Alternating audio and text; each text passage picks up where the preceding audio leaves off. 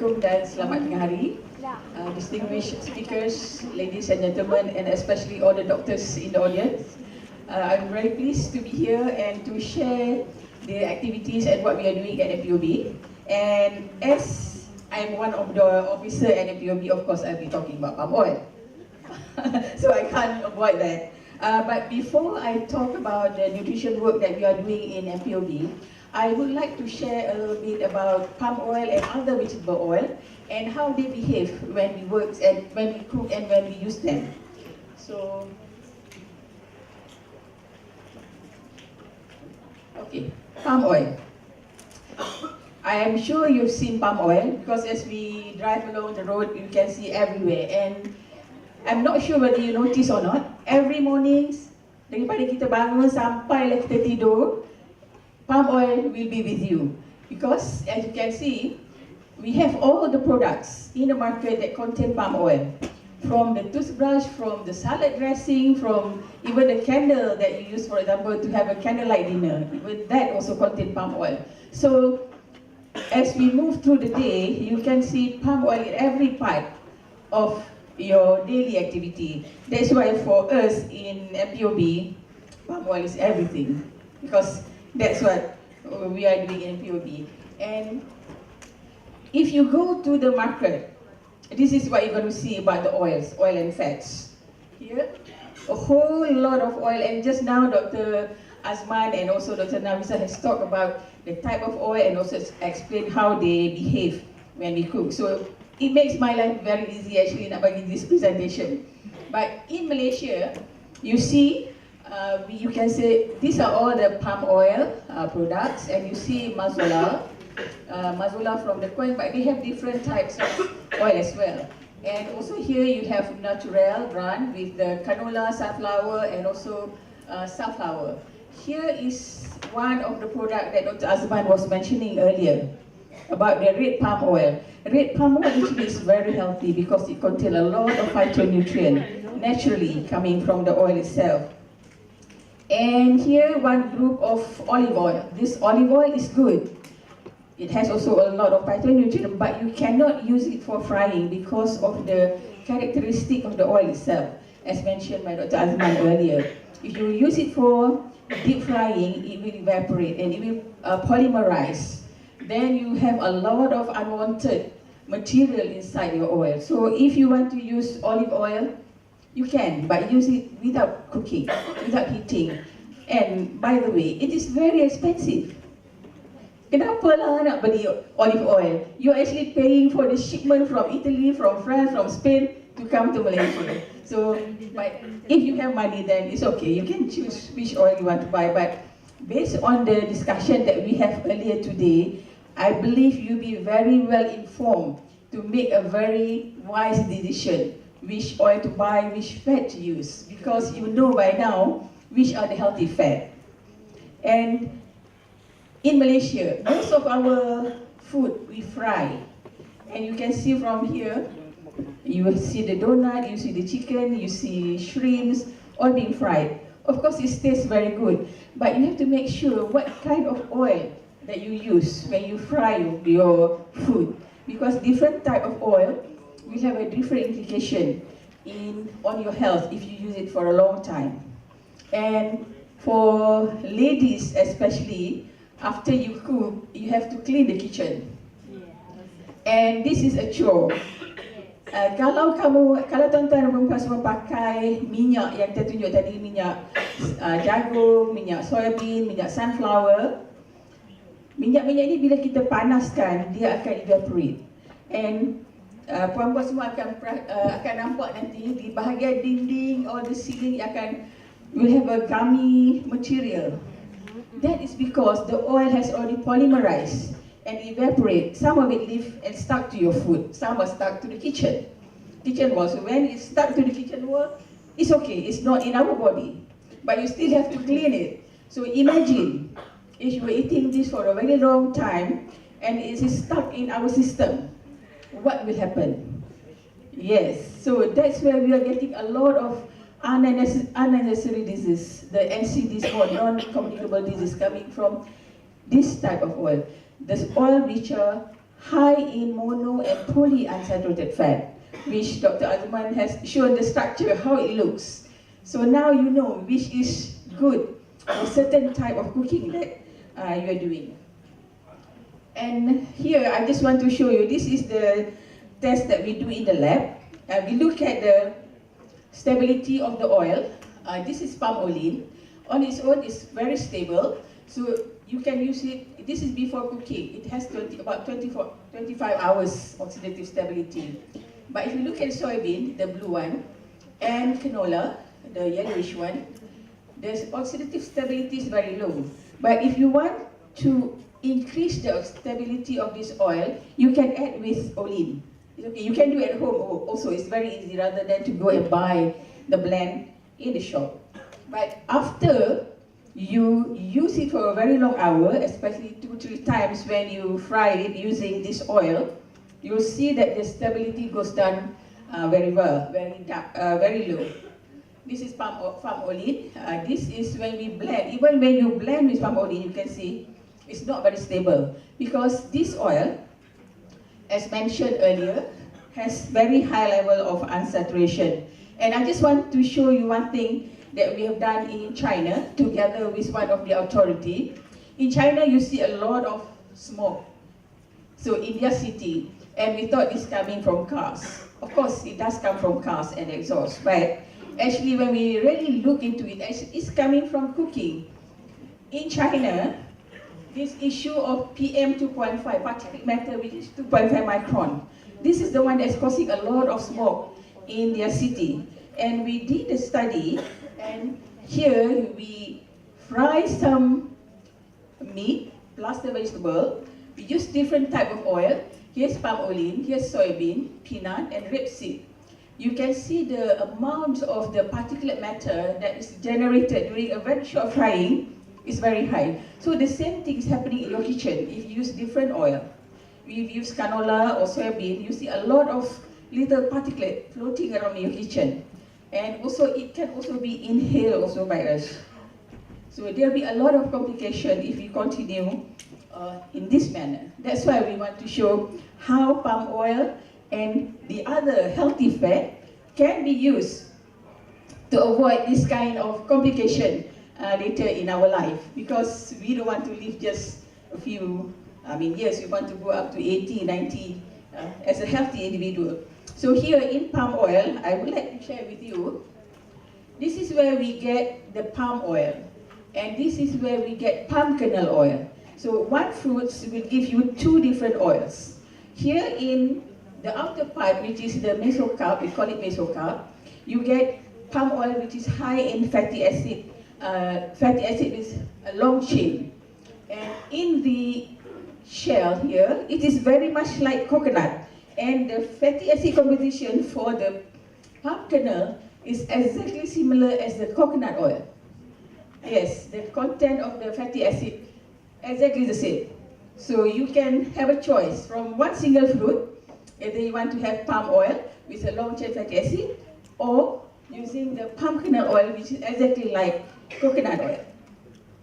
And this is the typical fatty acid composition. So you can see for the CPO, crude palm oil, coming from the outer part, you see a higher content of long chain fatty acid. And from the kernel component, you can see higher content of shorter chain fatty acid, which is very much like the coconut oil. So those are the advantage of having palm oil, because they are balanced between long chain and shorter chain. And if you look at the crude palm oil from the mesocarp, it has a balanced fatty acid, like Dr. Azman mentioned. We have about 40%, 45% saturated and unsaturated fatty acid. And you know palm oil is quite semi-solid at room temperature, but we can do a physical refining process, and we can then split or separate the solid and the liquid component. And it has a high content of phytonutrient, because you see this red color from the crude palm oil, actually it is the carotene which is present in the oil itself. And you know carotene is the provitamin A. And in the body, this carotene will convert it into vitamin A. So it is a source of vitamin for us when we take palm oil. And of course, we can use it for different kind of purpose. As a supplement, true. And also, don't be surprised because from crude palm oil, when we refine, we can fractionate, you get the olein, which we use for cooking. And then you get the solid component, which we can use for margarine or shortening. And the advantage is that with this solid component, you don't have to hydrogenate because it's already solid and you can use it for different purposes. The same thing with the kernel oil. You can fractionate and then you get the clear and clean palm kernel olein and then palm kernel stearin. So it can be used for different purposes. And the phytonutrient that I mentioned just now, okay, the vitamin E is one of the most important phytonutrient that we can get from palm oil. And also the carotene, the red color, the provitamin A. And vitamin E, as you know, there are two components. There's tocopherol and tocotrienol. And palm oil contains both. The other vegetable oil only contains tocopherol.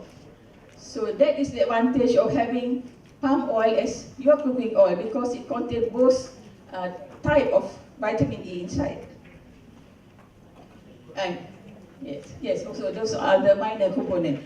So this, what I want to show for you here, if you look at this graph, here are all the types of oil that we can find in the market. Usually we trade about 17 oil and fats.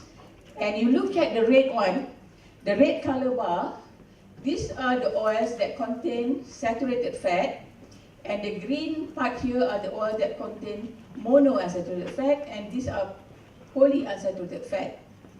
And just now we are talking about healthy oil, and oil that contain high amount of saturated fat are stable and is healthy and we can use it. And but you look here, this is a typical American diet, average American diet. It has saturated fat and it also has trans fat. Trans fat is something that we do not want in our food because research has shown that it is very detrimental to our health. It causes a lot of havoc in our system. So that is something that we should avoid. So when you go and buy something or do grocery shopping over the weekend, look into the label. If it says partially hydrogenated fat or trans fat, don't buy it. It's not good at all. So you can still see some of the product contain trans fat and we should be avoiding this. And here, and you look, now let's say we remove the animal fat and we look at just the vegetable oil. And I want to show you here, if you look at this point, these are the group of oils that has very high level of polyunsaturated fatty acid, the one that has many double bond or triple bond. And these are the one that's very volatile. It can evaporate very easily. It can cause polymerization, cause free radical in your body. So if you are using soybean or corn oil when you do frying, you are introducing a lot of unwanted material into your body, which is not good. And if you were just, okay, here, olive, sun, and canola oil, these are oil that contain a lot of monounsaturated oil. You can take that into our diet, but it must have a balanced ratio, like Dr. Hassan was saying, between mono and PUFA, the long chain PUFA. Otherwise, you get a lot of inflammation in your body. And for us, here is palm oil, and here is coconut and palm oil and cocoa butter. So coconut has a very high level of saturated fatty acid, as well as the palm kernel oil. These are the very stable and healthy oil. For us, these are healthy and good oil. And for palm oil from the Bitoka, you have almost a balanced composition of saturated and unsaturated oil. So you can choose which oil is most suitable. And after listening to all the goodness about what have been discussed earlier, I'm sure you are now very well informed about which one to choose. Right? And just now I mentioned about the trans fat. This when Dr. Azman showed earlier about the double bond. If you do partial hydrogenation, that means you do a process which is unfinished process, you just get a partial process to fill in the hydrogen here. If you do a complete hydrogenation, you get saturated fat, so there's no issue. If you do only a partial hydrogenation, and you have a trans fat where you put hydrogen on one of this side and the other one on this side, so the body does not recognize this structure in the system. The body recognizes the cis position which we are having in our system. So when you buy product or eat product has trans fat, that's where the system try or become havoc, because it's different. It is not the same as you are getting it from the natural source. So this is the industrialized process that produce trans fat, which is not good for our system. And a lot of study that's done to show that trans fat is really linked to all the other chronic diseases that we have been seeing right now. This is what happened actually. If you are looking at soft oil like sunflower, canola or soybean, on its natural state there is no issue. You can use it for salad dressing and other things. But if you want to use it to make margarine, to make shortening, you cannot use this oil. You need to do a chemical process that hydrogenate the oil. So if you increase the hydrogenation, you see it become more solid. So in between here, when you have partial hydrogenation, that's where you introduce the trans fat into the system. So try to avoid product that contain trans fat. Look at the label. If they say partial hydrogenation, avoid it. Okay, now only I will talk about the nutrition research in MPOB, because we just focus on palm oil and other oils which are our competitors, because our job is to promote palm oil. So we do a lot of work on palm oil and compare that to other oils that are available in the market. So we are going to, most of the work that we are doing at MPOB on palm oil, we are looking at the lipid nutritional studies. This is mostly clinical trial as well as the animal trial that we do. And we also work on phytonutrient, looking at the benefit of tocotrienol and carotene. And the new phytonutrient that we found is the phenolics. This is being obtained from the aqueous component of the process. So we haven't done much on phenolic, only at the animal scale as well as very small clinical trial. So I will not be talking much about the phenolic today, but focus more on tocotrienol and carotene as one of the phytonutrients that we're working. Because we eat oil and other oil, the safety and the quality is very important. So this is part of the program in MPOB as well, to make sure that the oil that we put in the market are safe and has a good quality for our customer and our consumer, which is all of us here. Yeah. Okay. Looking at the nutrition research, we started a while back in the early 80s and until now. So we focus more on lipid nutrition, looking at metabolism and also at the lipidomics. Currently we're looking at mechanism and lipidomics, and also to look at more studies in red palm oil because of the benefit that we can get from red palm oil. And currently most of our work are on the human trial or clinical trial, so that we can get the real data with human and how it affects our health. And okay, in addressing the issue of sad fat and also the allegation that we're getting from all these NGO, we collaborate with other universities internationally and do a lot of studies in different countries to look at different type of population. This is just to share with you the distribution of research that we have been doing at MPOB together with other universities, and we are very pleased if you ITM are willing to work with us in this area, because we need to have the local data as well, because we are the main producer of palm oil. We need to have the data with our local people, because we work with India, China and US. These are not our locals who are really consuming palm oil day in and day out. And to be frank, we have been working with palm oil for such a long time, but we do not have the epidemiological study on palm oil as a whole for the nation. So that is something that's lacking. We know we've been eating palm, we are not dropping dead, but we don't have a scientific data to show that. So that's something that we need to do. And here are just the list of the universities that we have been working with. So next time maybe we'll see UiTM here under the local university. So that will be something that we can work together. And this is just to show you how palm oil compared to the other oil, either with canola, with olive oil, or also groundnut. And we have done this for a long time, since the issue started even in the early 80s. So over the years, we have repeated the same studies looking at the ratio of total cholesterol to HDL cholesterol and how it behaves in our body.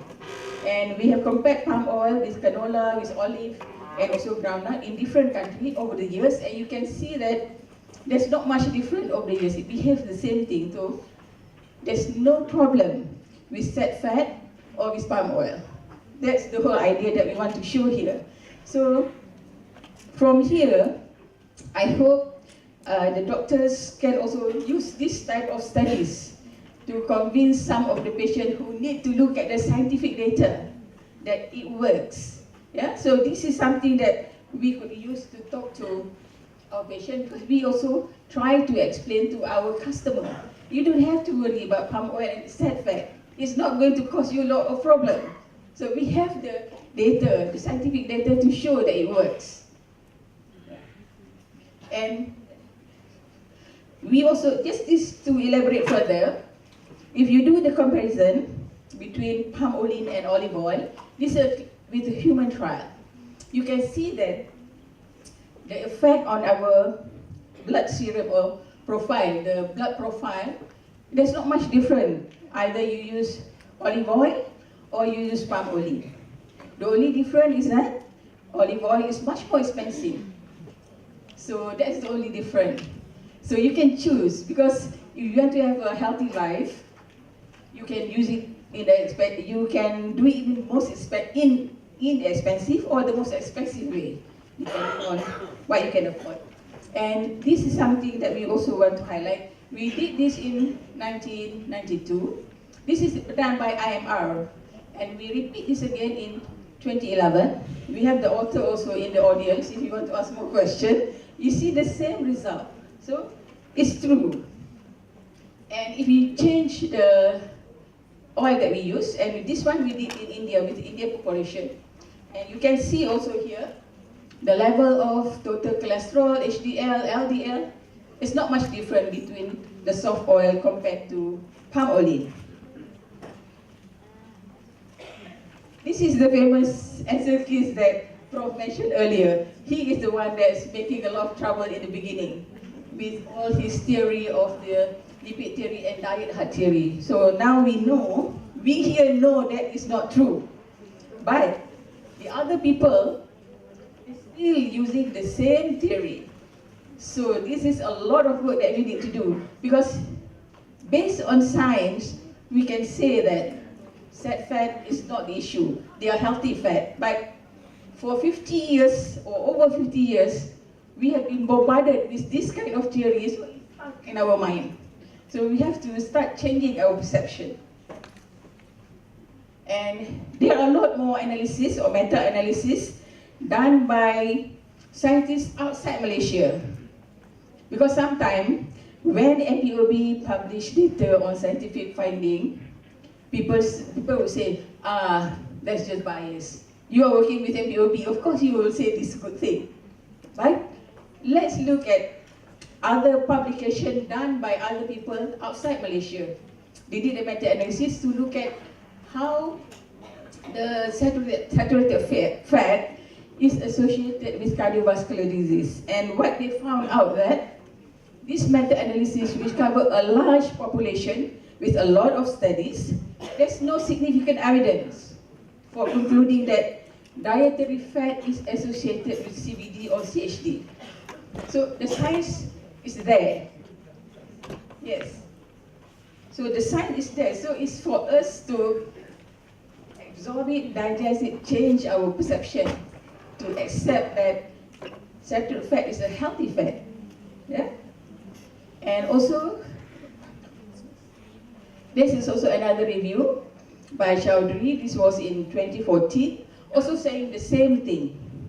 He was also being questioned a lot by some of his colleagues by saying this, But the review is not just looking at one study. It looks over across the countries with a lot of population involved in the study. So we can believe this kind of studies when it's published because they have a lot of exclusion criteria and inclusion criteria when they look or when they take the paper that they want to review. So the next one. Is it already? This is also the same meta-analysis by De Souza in 2015. All of them also say the same thing. It's not because of the saturated fat and that is causing a lot of mortality, either CVD, CHD or stroke, or even type 2 diabetes. Just now I mentioned trans fat. This is the trans fat. We are talking about the fat group that is the one which is causing a lot of problems. They are the dangerous one, the trans fat. So they are the one, and it has been approved that these are associated with all the problems that we are seeing now.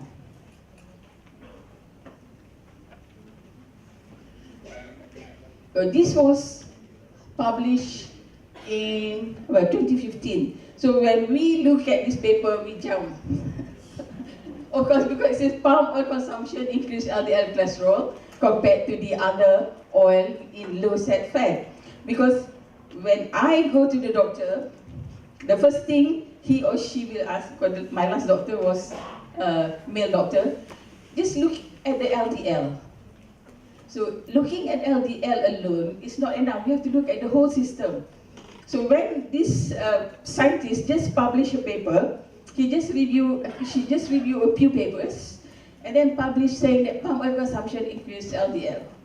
Of course, we are not happy about it. He has to look at the whole concept. So is this true? Okay, part of it is true. It's not entirely true because when you look at palm oil, as I mentioned just now, it has a balanced fatty acid, saturated fat and mono plus polyunsaturated fat. If you just look at the LDL, saturated fat does increase LDL. But with palm oil, it has mono and also polyunsaturated fat, not to a large extent. You see here, this is monounsaturated, this is poly, and this is trans fat. Trans fat will definitely increase LDL. This is the biomarker to then link to other diseases. Mono and poly will decrease the LDL. But when you look at HDL, saturated fat actually increase HDL content in your blood system.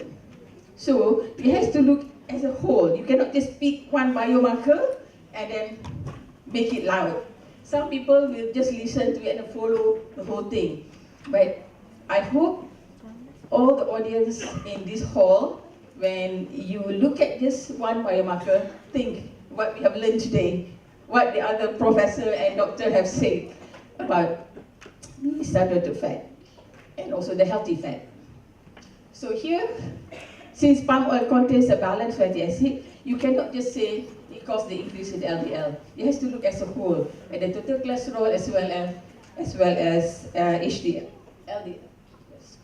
And here is just to show some of the current work that we are doing in different countries to look at the lipid profile and how the palm oil compared to other oil behave in different populations which are having different lifestyle. Currently, we are doing in China, in India, in Australia, as well as in UK. And the one in China, in Malaysia is almost done. And one thing that we want to highlight here also, we have the ability now to look at the subfraction of the LDL. Currently, we are just looking at LDL as a whole.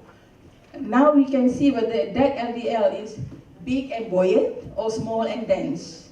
If you have high level of big LDL, there shouldn't be a big problem. But if you have a high level of small, dense LDL, that is the problem. So now we will check at the LDL subfraction in all the tests that we're doing here and see how it behaves. Yes, this is the particle size of the LDL. And for phytonutrient, we also have carried out a lot of research, just to show you here. And Here, I want to highlight on the carotene from crude palm oil. If you compare red palm oil with the other food that we're eating today, you can see that red palm oil has a very high level of carotene or retinol as we calculated. And then you have carrot, about 2,000. So this is 15 times less than the red palm oil. Leafy vegetable oil, it has carotene, but a much lower level. And come down to tomato. We know about tomatoes, it's red, it has carotene, but the level is not as high as the red palm oil. And the same with orange juice. We drink a lot of orange juice, but it only has a small volume or small level of carotene in it. So you can always use red palm oil in the cooking, and also, well, cook it with carrot. So you have a lot of carotene in your diet. Here we have shown there is some efficacy of red palm oil in addressing the vitamin A deficiency. And we have done some studies. This is just to see the isoform of the carotene present. So and here, this is what I want to share with you. We did a study in China using a red palm oil as the source of carotene or provitamin A, and put it in biscuits and give it to 2,000 students in China. And this is a control studies. And what we found out that, here, just focus on this part. Before we do the intervention, the number of children having the vitamin A deficiency is about 21%. But after the intervention, you can see that it's come down to 6.1%. So there is benefit of putting the red palm oil as a source of provitamin A in the cookies for the school children. And after we finish phase 1, we stop for 6 months. Then we do another study with the same group of students. And you can see here, from 21 after the first phase, it goes down to 6.1. And then when we stop over 6 months, the deficiency goes up again. So there's not enough vitamin A in the blood. And then we do another study, you see, it comes down again. So there is a positive improvement in addressing the issue of vitamin A deficiency by using red palm oil. And we are going to do the same thing in Malaysia. So now we are just in the process of doing the same trial in Malaysia. And we're going to do the same thing in India as well, because we know there's a lot of vitamin A deficiency in India. And about vitamin E, I mentioned just now, we have 2 types, tocopherol and tocotrienol. And palm oil contains both. So the difference between tocotrienol and tocopherol is just, you see this tail here, the side change. For tocopherol, it is saturated side change. For tocotrienol, you see double bond presence here. This is what makes tocotrienol a bit more bioactive and more reactive compared to tocopherol. And this is how much each of the oil that we've been taking contain vitamin E. Most of the oil here, like olive oil, cocoa butter, peanut, soybean, sunflower, cottonseed, and corn oil, only contain tocopherol. But palm oil contain both tocopherol and tocotrienol. And the other oil that contain tocotrienol is rice bran oil, but rice bran oil it's not much on the shelf, so you can't find it very much because the volume that they produce is very small. So the most abundant one is in palm oil. Just for information as well, palm oil, we have the tocotrienol, and we got grants from USFDA, meaning that it is generally recognized as safe. You can use it as supplement, or you can put in food products. No problem with that. And our MOH also has gazetted that in our Food Act as, I think, food ingredients. Okay, these are some of the benefits from tocotrienol from palm. We have done a lot of studies at from the cell culture, animal model, as well as the human studies. And one of the pronounced effect that we can see is on the neuroprotection. And today I just want to show with you one of the results that we get from this study. Here, this study we conducted together with USM. This is about the white metal lesion. So when you have a stroke, you see, you can scan your brain, you can see the white matter inside the brain. When you have a stroke, it has a lesion, so it explodes or it breaks. So we use the people who have suffered this and carry out the clinical trial. And you can see here, we give tocotrienol for year 1. This is the group that received placebo. So there's no tocotrienol in this group. And then after 2 years, we check back with the same patients and do the MRI and look at the scan. And you can see that the volume of the lesion in the group that received tocotrienol is even reduced. But those without tocotrienol, the placebo group, you can see the volume of the lesion increase. So this is one of the clinical trials that is very useful in trying to say that tocotrienol really have the effect in controlling this white matter lesion when you have the stroke. And here are some of the current studies that we are doing on tocotrienol with different universities, mostly at the international level, but we'll be happy also to collaborate with local university in this matter. I know some of the professors are working on tocotrienol, and it would be very good if we could collaborate with the local university. And here, just to summarize, for palm oil, it is a very balanced oil.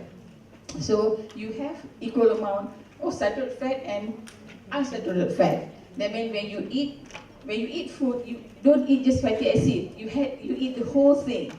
So that's what important, because some of the scientists, they just look at a single fatty acid and see how that impact the health. But that is not true. We don't eat fatty acid, we eat food. So it has to be balanced, and palm oil has a balanced composition. And we have seen in some of the studies, even though we have saturated fat in the oil, yes, I'm about to finish. So it behaves more like monounsaturated fat, and of course it doesn't have any cholesterol like any other vegetable oil. And it contains phytonutrients which add up to the health benefit for us compared to the other oil which does not have all the carotene or tocotrienol in the oil itself. So that's one of the benefits from palm oil.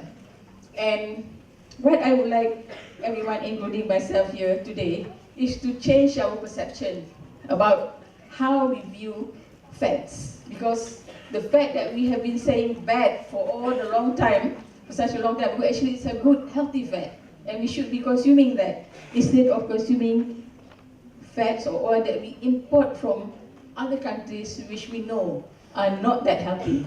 So that's what we have to do from today. When we go out today, today's Sunday, do our groceries, pick the right choice of oil. You are now well informed to do this. Okay, thank you very much.